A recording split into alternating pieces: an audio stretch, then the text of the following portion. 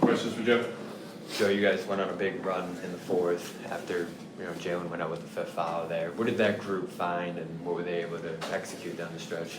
Yeah, I thought we just executed defensively, holding the one shot, got the rebound, and obviously made some open shots. We kept our pace offensively, and we were able to knock down some open ones, whether it was off our offense or off offensive rebound. So I thought we played well, connected basketball, getting stops, keeping them off the free throw line, and then good execution in the offensive end. The numbers for the starters, the different starting groups you've had, have been really good to start this year. What does the bench, the second unit, need to find in terms of an identity? I guess that's a starting point there in the fourth, but... Yeah, I mean, I'd have to go back and see what those lineups are, because some of those starters are probably in those lineups as well. And so I think it just goes back to understanding, segments of the game, regardless of who's in there, who's not, what is a good possession, and then how do you manage runs, how do you stop those runs. So it depends on what lineup you're talking about, but I think it more has to do with just our execution on both ends of the floor. Joe, what's going into that game-to-game decision of what seems to be the sort of rotating starter spot right now, at least the last two games? Like, what goes into that decision for you? Yeah, we got 12, 13 guys that can impact winning any given night. And so it goes back to the depth of which we talk about. Depth is your just ability to do different things. And we got a group of guys that are willing to impact the game and give us a chance to win. So whoever fits the game plan, whoever fits the mold that night, that's who we go with. And credit to the guys for understanding that. What about tonight's game plan fit Josh? How did you see him sort of go?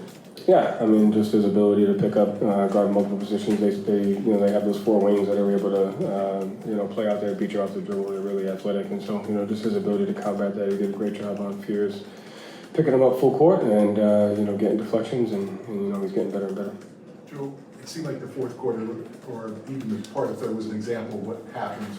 You guys hit shots, don't foul, and the defense. Like, it just seemed like all three were clicking. Because the first half was kind of foul. Yeah, it was the fouls, but it was the momentum play. So there was two times where we played to Alvarado's strengths. He gets 2 live ball turnovers for 5 points, and then they're a better team at home when he's playing well, and when you do stuff like that. So I thought in the second half we managed runs a lot better. We didn't play perfect, but we managed runs with lesser live ball turnovers, like you're saying, keeping them off the free throw line, rebounding, and then we got good looks. So we just have to fight to do that consistently, and that's the difference between winning and losing. I mean, we've talked about that, in this room for years, but the difference winning and losing is 10, 15 possessions. Tomorrow in film, we'll show the same possessions that we need to get better at, whether we won or whether we lost, and we got to fight to get better at those. And then with Anthony, are you seeing him become more comfortable? It just seems like he's kind of getting into the rhythm of what you're looking for. Yeah, I mean, it's tough. You're coming in as a primary ball handler, and you got other primary ball handlers, and he's just a graceful guy, and he just wants to win, and he wants to be a part of something. So he's kind of have to balance that by pushing him to be aggressive. But you kind of saw tonight what he's obviously been able to do in this league for a long time. So it's on me. It's on to just make sure he feels comfortable. It's on his teammates to make sure we kind of get the best version of him like we did tonight. So 20 rebound advantage in this game for you guys. Do you think it was the other things that you did that you've kind of been stressing, where it's not actually all about the glass, but it's about the turnovers and all those things, or how do you explain the swing in this one? Yeah, I mean, I think I felt like we continued to make a conscious effort at getting them. I think first shot defense is good, but I thought we kept everybody in front of us, and we didn't have our aggressive pick and roll coverages, so guys weren't able to get behind us and be able to do that. We kept everyone in front of us.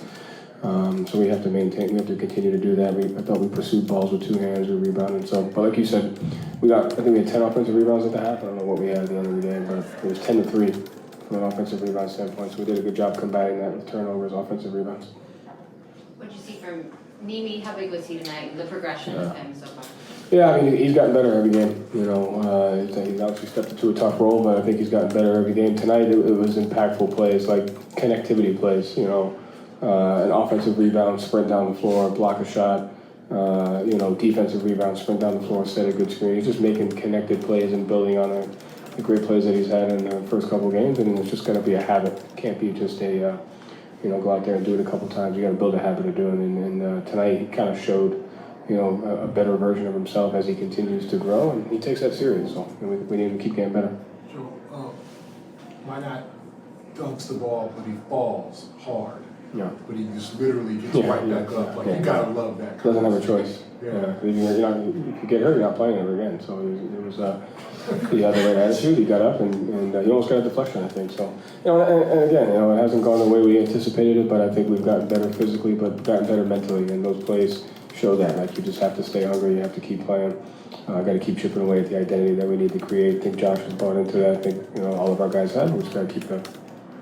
What was the mood of the group after 0-? I know it's only 0-3, but like, how did the guys respond to different losses, different ways? Like, how did they respond in your eyes? Yeah, I mean, no one's happy, but we have an understanding. We've gone through a lot of change, and that takes time. You got to be patient, and the habits and the disciplines. Just because we brought back 5-6 guys, the habits and the disciplines of what you've done in the past don't carry over, and that's not guaranteed. And so we have to redevelop those, and then obviously redevelop the identity of some of the new guys and with the way we're playing. So I would say, I don't know the right term for it, no one's happy, but we have an understanding, but we put our head down, just keep getting better. We just gotta put our head down, look up a month from now, see where we're at, keep doing it, chip away at it.